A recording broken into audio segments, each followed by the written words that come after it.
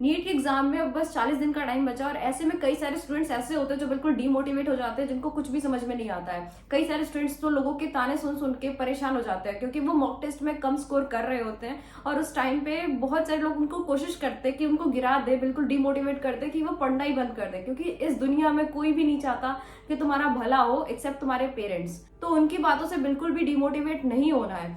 जब भी कोई आके तुमसे ये बोले ना कि तुमसे कुछ नहीं होगा, तो उनको बस एक ही चीज बोलना कि लहरों को शांत देखकर ये मत समझना कि समंदर में रवानी नहीं है, कि लहरों को शांत देखकर ये मत समझना कि समंदर में रवानी नहीं है। जब भी उठेंगे तूफान बनकर उठेंगे। अपने आप को कभी भी डिमोटिवेट मत होने देना और खुद पर भरोसा तो कभी मत खोना। तुम ऐसे बच्चे हो जो कि दुनियादारी सब छोड़ के, जिसने पिछले 1 साल से जो सेक्रीफाइस किया है, वो बच्चे हो तुम, और तुम लाइफ में कुछ बड़ा करने के लिए बने हो।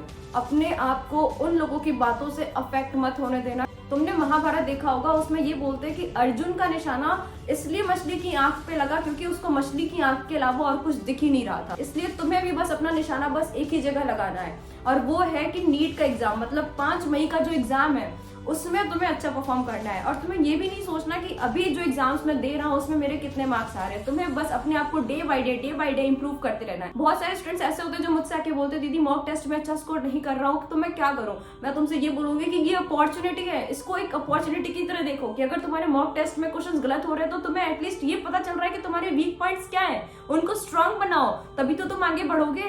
मान लो कि अगर कोई क्वेश्चन तुक्के से सही हो जाता तुम्हारा और तुम उस पर ध्यान नहीं देते, तो कहीं ना कहीं वो क्वेश्चन अगर नीट के एग्जाम में आता और वहां पे तुम्हारा तुक्का नहीं लगता, फिर क्या करते।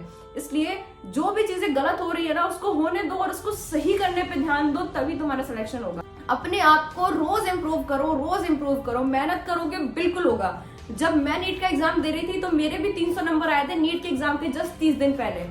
मैं बिल्कुल टूट गई थी, पर लेकिन उस दिन मैंने अगर हिम्मत हार ली होती ना, मैं भी आज तुम्हारे सामने बैठ के तुम्हें ये नहीं बता रही होती कि तुम्हें हिम्मत नहीं हारना है। इसलिए बस अपने आप को संभाल लो, बस कुछ दिन की बात है, एक फाइट और सही, तुम जरूर से जरूर कामयाब होगे, तुम जरूर से जरूर डॉक्टर बनोगे।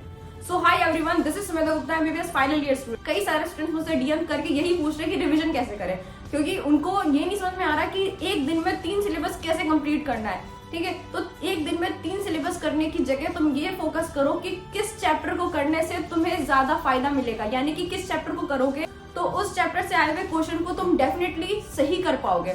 ठीक है, तो लिस्ट बनाओ उन चैप्टर्स की जिनका वेटेज सबसे ज्यादा होता है और सबसे पहले उन चैप्टर्स को फिनिश करो। बहुत सारे स्टूडेंट्स ऐसे होते हैं जिनकी केमिस्ट्री और बायोलॉजी अच्छे से प्रिपेयर नहीं होती है और वो टेंशन फिजिक्स का ले रहे होते हैं। तुम्हें ये मिस्टेक बिल्कुल नहीं करना, क्योंकि जो सबसे ज्यादा बल्क है वो बायोलॉजी एंड केमिस्ट्री से आ रही होती है। तुम्हें उसको बिल्कुल भी इग्नोर नहीं करना है। सबसे पहले अपने आप को इतना काबिल बनाओ कि तुम बायोलॉजी और केमिस्ट्री में मिला करके 500 समथिंग, 500, 510, 520 मार्क्स तक लेके आओ। उसके बाद तुम फिजिक्स में जाना। और अगर तुमने फिजिक्स बिल्कुल भी नहीं पढ़ी है तो किस तरह से तुम फिजिक्स में मिनिमम 120 मार्क्स लेके आ सको, उसकी वीडियो मैंने ऑलरेडी बना रखी है, जिसकी लिंक तुम्हें स्क्रीन पर मिल जाएगी, तुम जाके उस वीडियो को देख सकते हो। नीट के एग्जाम में केवल 40 दिन का टाइम बचा और ऐसे में 2 टाइप के स्टूडेंट्स होंगे। पहले वो जिनका सिलेबस बिल्कुल खत्म हो चुका होगा और दूसरे वो जिनका कुछ पार्ट ऑफ द सिलेबस जो है वो इनकम्प्लीट होगा, जिनका अभी नहीं हुआ हो। तो ऐसे में दोनों टाइप के स्टूडेंट्स के लिए अलग अलग टाइप की स्ट्रेटजीज वर्क करेगी। तो पहले कैटेगरी के जो स्टूडेंट्स है उनके लिए क्या है कि उनको भी मॉक टेस्ट देना है, अपनी वीक पॉइंट को एनालाइज करना है और अपने वीक पॉइंट को स्ट्रॉन्ग पॉइंट में कन्वर्ट करना है। ऐसे स्टूडेंट के चांसेस जो होते हैं सिलेक्शन के वो ज्यादा होते हैं, क्योंकि इनका जो बल्क वाला पार्ट होता है वो कंप्लीट हो चुका होता है, कि बस अपने टॉपिक्स को रिफाइन कर रहे होते हैं।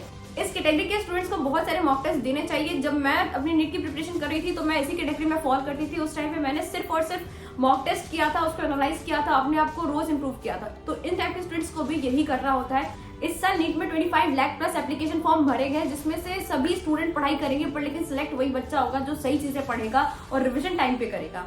अगर तुम नीट के सिलेबस को कम से कम टाइम में रिवाइज करना चाहते हो और अपने कॉन्सेप्ट को और स्ट्रॉन्ग करना चाहते हो, तो मैं तुम्हें रिकमेंड करूंगी संकल्प नीट वेदांतों की न्यू रिविजन सीरीज, जिसमें 40 डेज में तुम्हें पूरा सिलेबस रिवाइज कराया जाएगा। NCERT line by line revise कराई जाएगी। इसमें तुम्हें क्वेश्चन प्रैक्टिस कराया जाएगा।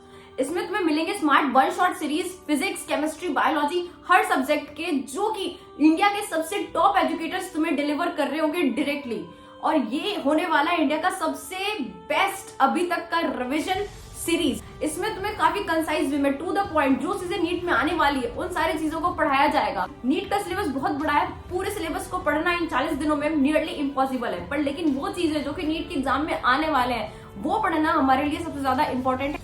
इस सीरीज में सारे इंपॉर्टेंट पॉइंट जो कि नीट के एग्जाम में आने वाले हैं उन सब चीजों को कवर कराया जाएगा। और ये सीरीज मिलेगा आपको संकल्प नीट वेदांतु यूट्यूब चैनल पे, लिंक डिस्क्रिप्शन में है, जाके अभी चेकआउट करो। और दूसरे कैटेगरी के स्टूडेंट जिन्होंने अपना सिलेबस जो है वो पूरी तरीके से कंप्लीट नहीं किया है, तो इस टाइम पे उनको क्या करना चाहिए? इस टाइम पे उनको सबसे पहले डीमोटिवेट नहीं होना है, वो भी कर सकते हैं, उनके भी सिलेक्शन होने के चांसेस हैं। मैंने ऐसे कई सारे स्टूडेंट्स देखे हैं जिनने लास्ट टाइम पे बिल्कुल ऐसे स्काई रॉकेटिंग उनके जो परफॉर्मेंस हुई है, वैसा तुम भी कुछ कर सकते हो। ठीक है, तुम्हें बस एक स्ट्रेटेजिक अप्रोच लेके बिल्कुल मेहनत करते जाना है, तुम डेफिनेटली सिलेक्ट होगे। अब ध्यान से सुनो, तुम्हें करना क्या है, तुम्हें सबसे पहले लिस्ट बनानी है कि कौन कौन से चैप्टर तुम्हारे हो गए, कौन से चैप्टर तुम्हें नहीं हुए, और कौन सा चैप्टर है जो तुम्हें हो गया बट लेकिन तुम्हें कॉन्फिडेंस नहीं है। और अपना टाइम इस तरह से डिवाइड करो कि तुम तीनों टाइप के चैप्टर्स पे ध्यान दे सको। तुम्हें सुबह 5 बजे उठना है, 5 से 3 घंटे तुम उन चैप्टर्स को दो तुमने बिल्कुल भी नहीं पढ़ा है, फिर 3 घंटे तुम ऐसे चैप्टर्स को दो जिन पे तुम्हें कॉन्फिडेंस नहीं। उसके बाद तुम्हें उन चैप्टर्स को रिवाइज भी करना और अपने डे को इस तरह से शेड्यूल करना है कि तुम्हारे तीनों कैटेगरी के चैप्टर्स जो है वो अच्छे से प्रिपेयर हो सके। और जो चैप्टर्स तुम्हारे हो गए उन चैप्टर्स को भी तुम्हें 3 घंटे देने हैं, और दिन में 2-3 चैप्टर्स हैं उनके क्वेश्चंस तुम्हें 100 क्वेश्चन मिनिमम प्रैक्टिस करने हैं।